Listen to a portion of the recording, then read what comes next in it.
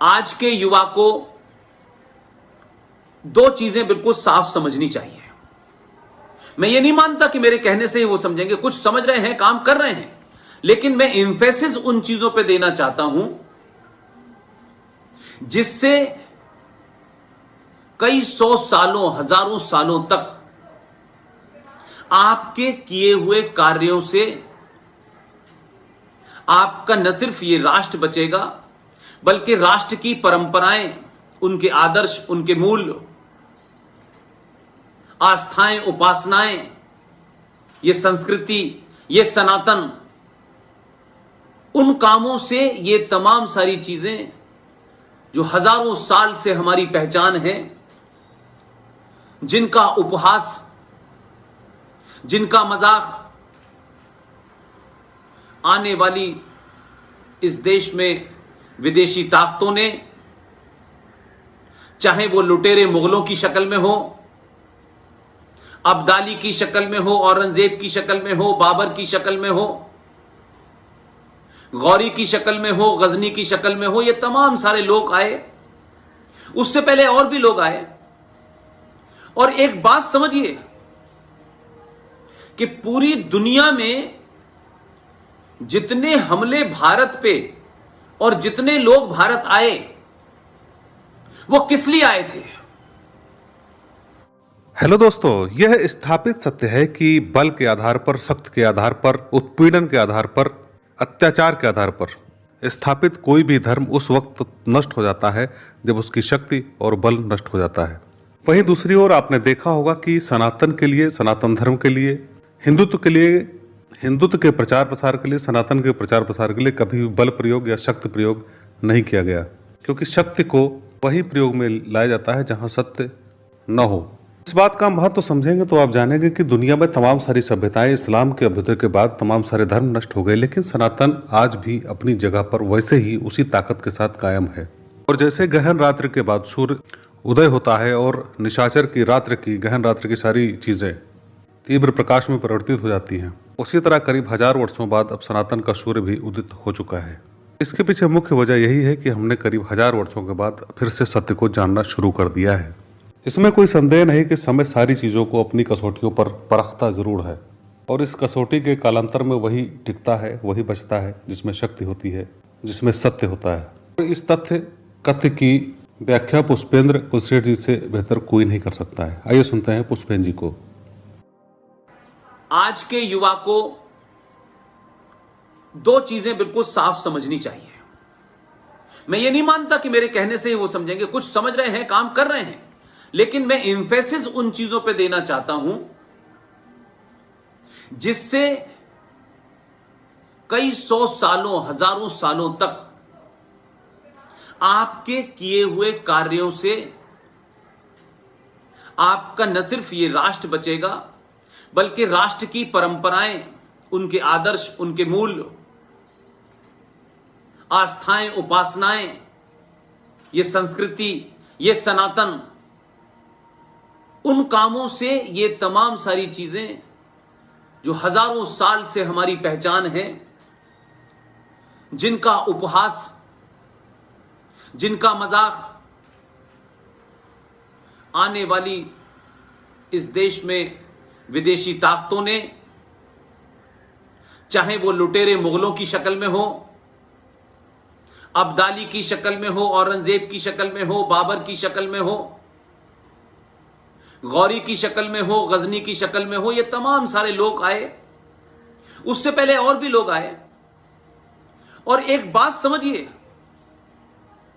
कि पूरी दुनिया में जितने हमले भारत पे और जितने लोग भारत आए, वो किस लिए आए थे?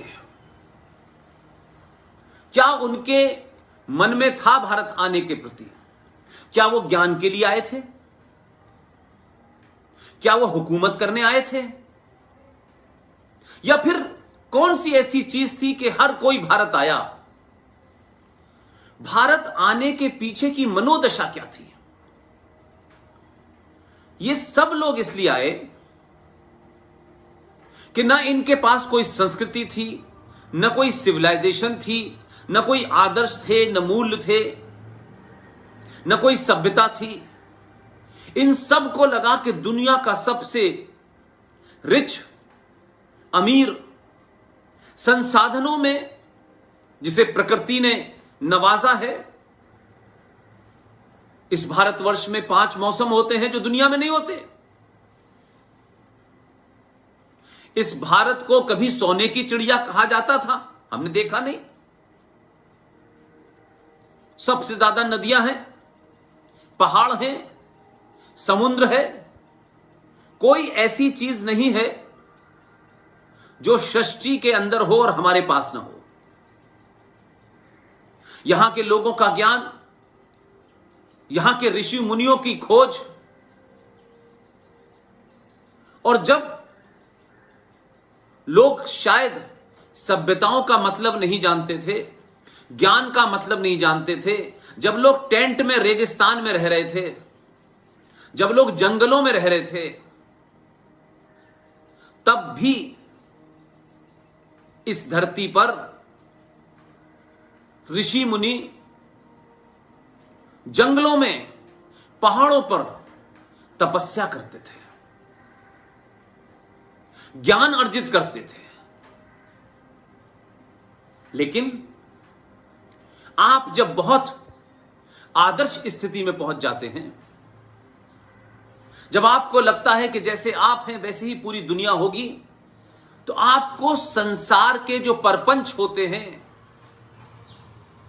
झूठ, मक्कारी, फरेब जो होते हैं, धोखे होते हैं, लालच होते हैं, ये शब्द क्योंकि आपके सरोकारों से कहीं इनका आमना सामना नहीं हुआ था, इसलिए आपके ये शब्दावली नहीं थी आपके। जैसे आपके इतिहास में, आपके साहित्य में तलाक शब्द नहीं मिलता, है ही नहीं शब्द, क्योंकि ये भारत की सांस्कृतिक और सनातनी परंपरा में ये शब्द ही नहीं है। इसी तरीके से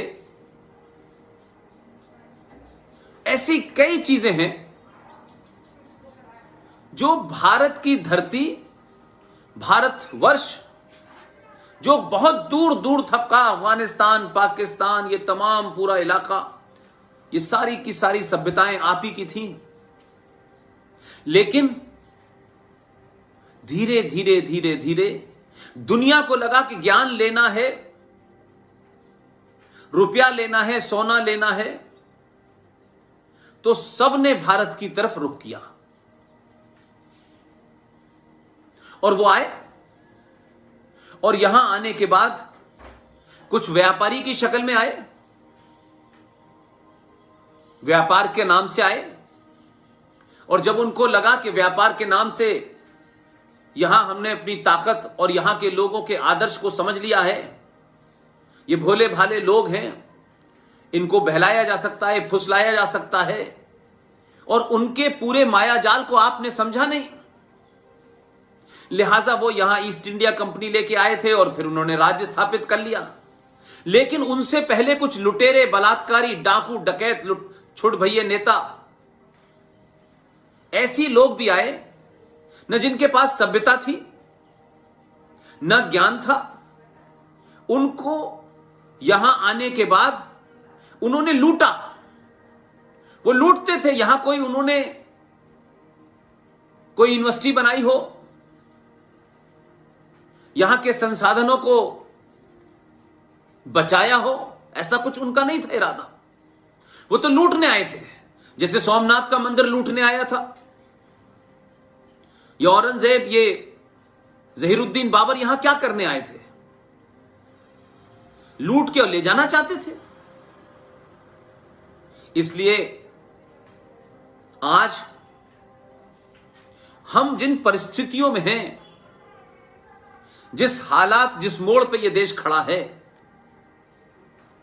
आज के युवा की जिम्मेदारी ज्यादा है। और शायद इसलिए भी है कि जो हमारे समय में संकट था, आज से 25-30 साल पहले, 40 साल पहले जो संकट था वो आज आपके समय में नहीं है। हमारे समय में एक रेडियो था जिसे सरकार चलाती है, टेलीविजन बहुत बाद में आया, चंद अखबार थे